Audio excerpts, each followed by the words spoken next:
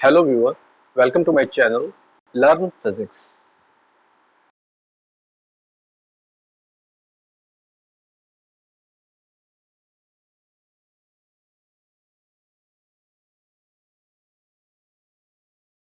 Viewers, आज इस video में हम प्लॉट करेंगे variation of spectral energy densities according to Planck's radiation law and Rayleigh Jeans law of radiation with frequency.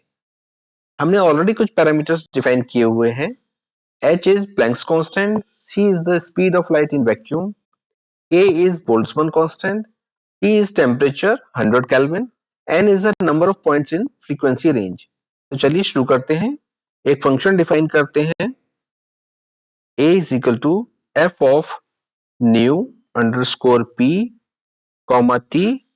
Here nu underscore p is frequency range for Planck's radiation law। अब हम a को define कर लेते हैं। We write 8 multiplied to percentage pi multiplied to h multiplied to nu underscore p raised to 3 divided by c raised to 3. This whole is further divided by another term exponential minus 1. Here we are taking exponential of h nu p h multiplied to nu underscore p divided by k multiplied to t. अब हम एक दूसरा function define कर लेते हैं corresponding to Rayleigh law of radiation। हम लिखते हैं function b is equal to g of nu underscore r comma t। यहाँ पर nu underscore r is the frequency range corresponding to Rayleigh law of radiation। अभी हमने दोनों अलग अलग क्यों पैरामीटर लिए हैं, nu underscore p nu underscore r, ये आपको थोड़ी देर में पता चलेगा। अभी हम बी को डिफाइन करते हैं। पहले we write 8 multiply to percentage pi multiply to nu underscore r raise to 2 divided by c raised to 3 and this whole is multiplied to kt। अब यहाँ पर हम न्यू अंडरस्कोर पी को रेंज दे देते हैं। Nu underscore p is equal to lin space 1,3d raise to 13। 3d 13 का मतलब है 3 10 रेज टू 13। यहाँ पर हम हर्ट्ज में ले रहे हैं n। अब हम लिखते हैं e underscore p। e underscore p is the spectral energy density corresponding to Planck's radiation law is equal to f nu underscore p comma t। यहाँ पर हम इसको प्लॉट कर लेते हैं। Plot 2d nu underscore p comma e underscore p comma 1। इसको execute करते हैं कोड को। तो अब हमारे पास spectral density corresponding to Planck's radiation law graphic window पे विजिबल है। अब हम रेलाइजियन लॉ के लिए फ्रीक्वेंसी रेंज को डिफाइन करते हैं। Nu underscore r is equal to, सबसे पहले हम वही रेंज चूज करते हैं जो हमने प्लैंक्स रेडिएशन लॉ के लिए ली है, यानी कि 1,3d 13 n। और अब हम e अंडरस्कोर r यानी रेलाइजियन लॉ के corresponding energy spectral energy density को कैलकुलेट करते हैं। सो g new underscore r comma t, इसको हम प्लॉट कर लेते हैं। Plot 2d nu underscore r comma e underscore r comma 5। अब हम इसको भी एग्जीक्यूट करते हैं इस कोड को। अब आप देख सकते हैं कि spectral density curve corresponding to Planck's radiation law suitably visible नहीं है, वो सप्रेस हो गया है। अब अगर हमें दोनों ग्राफ्स को, दोनों स्पेक्ट्रल डेंसिटीज को शो करना है तो हमें एक ट्रेड ऑफ करना होगा, क्योंकि अगर सेम रेंज में, सेम फ्रीक्वेंसी रेंज में जिसमें हमने प्लैंक्स रेडिएशन लॉ के कॉरस्पॉन्डिंग स्पेक्ट्रल डेंसिटी प्लॉट किया है, अगर उसी फ्रीक्वेंसी रेंज में हम spectral density corresponding to Rayleigh Jeans law plot करेंगे तो हम दोनों ग्राफ्स को नहीं देख पाएंगे सेम इमेज में। तो हमें क्या करना होगा, क्योंकि अगर आप फॉर्मूला चेक करते हैं रेलाइजियन का तो उसमें देखेंगे कि spectral energy density is proportional to square of frequency. अब फ्रीक्वेंसी अगर इंक्रीज होती जाएगी तो स्पेक्ट्रल डेंसिटी भी इंक्रीज होती जाएगी। जिसकी वजह से spectral density curve corresponding to Planck's radiation law suitably visible नहीं होगा, सप्रेस दिखाई देगा। तो ऐसे में हमें क्या करना है, ट्रेड ऑफ करना है। So in order to see both the curves suitably on a single image, we choose the shorter range of frequency for Rayleigh law of radiation. And let us see how this can be implemented in Scilab. Here we write m comma m underscore end is equal to max e underscore p. अब हमें यहाँ क्या करना है, यहाँ थोड़ा सा modify करते हैं। यहाँ हम लिखते हैं न्यू अंडरस्कोर पी और ब्रैकेट में हम एक वैल्यू देते हैं इंडेक्स के लिए, वो हम यहाँ लिखेंगे m अंडरस्कोर n। अब हम इस कोड को रन करते हैं एक बार फिर। अब देखिए हमें एक सुटेबल इमेज मिलती है जिसमें हम variation of spectral energy density corresponding to both laws देख सकते हैं। अब इस कोड को थोड़ा और मॉडिफाई करते हैं। We write a is equal to gca a dot children dot children dot thickness is equal to 4। Code को रन करते हैं। अब हम लिखते हैं a dot labels underscore font underscore size is equal to 4। इसको कॉपी कर लेते हैं इस स्टेटमेंट को और लिखते हैं यहाँ पर font style is equal to 4। यहाँ लिखते हैं हम font colour is equal to 5। Code को रन करते हैं। यहाँ पर हम लिखते हैं a dot box is equal to double quote में हम लिखेंगे ऑन। कोड को रन करते हैं।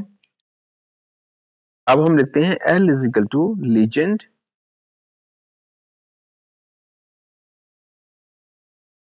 यहाँ हम लिखते हैं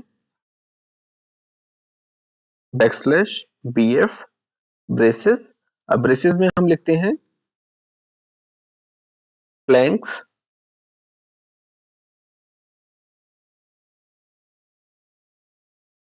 रेडिएशन लॉ और यहां पर हम लिखते हैं रेलेजीन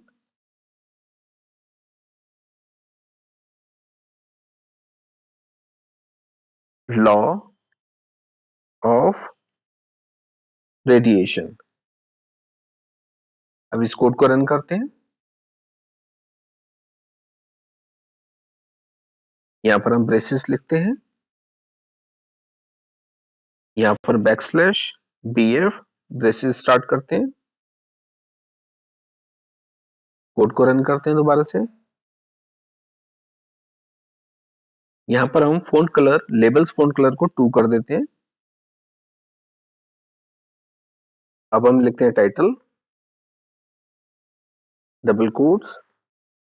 यहां पर हम लिखते हैं backslash bf braces comparison between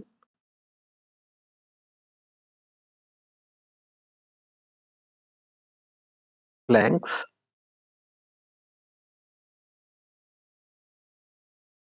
radiation law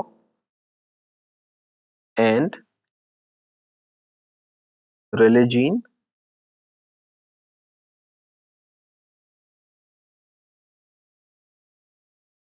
law of radiation.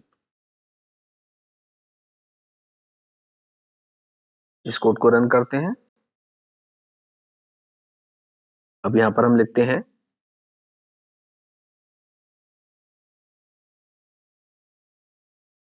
at temperature T is equal to double quotes दो बार प्लस का साइन स्ट्रिंग T। अब इस कोड को रन करते हैं। यहां पर हम लिखते हैं K।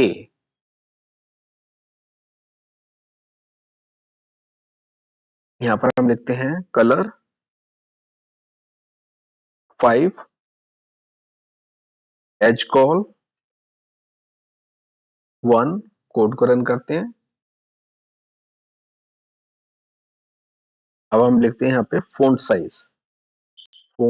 Size equal to 4,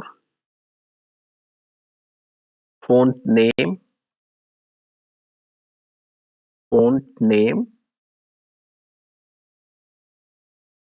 4, code को रन करते हैं। टाइटल का फोंट साइज थोड़ा कम कर लेते हैं, 4 की जगह 3 लिखते हैं, कोड को रन करते हैं। अब इस टाइटल कमांड को हम कॉपी कर लेते हैं एक्स लेबल के लिए।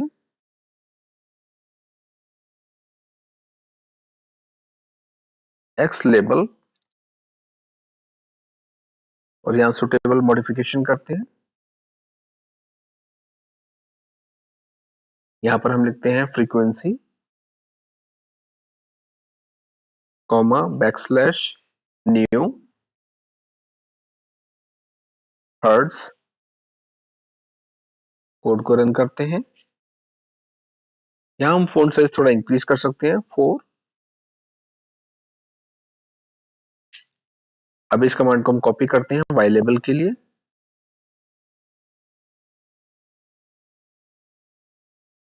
Y label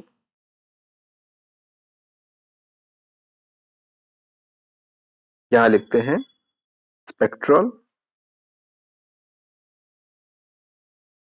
energy density comma e underscore backslash new, code को रन करते हैं। लास्ट में हम लिख सकते हैं एक्स ग्रिड, कोड को रन करते हैं।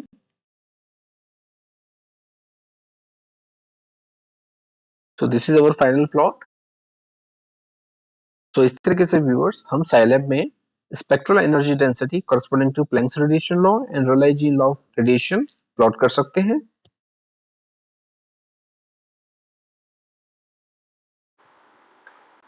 व्यूअर्स आज के वीडियो में इतना ही। उम्मीद करता हूँ कि वीडियो आपके लिए हेल्पफुल रहेगा। Thanks for watching this video. Please video को लाइक कीजिए, शेयर कीजिए और मेरे चैनल लर्न फिजिक्स को सब्सक्राइब कीजिए। Thank you.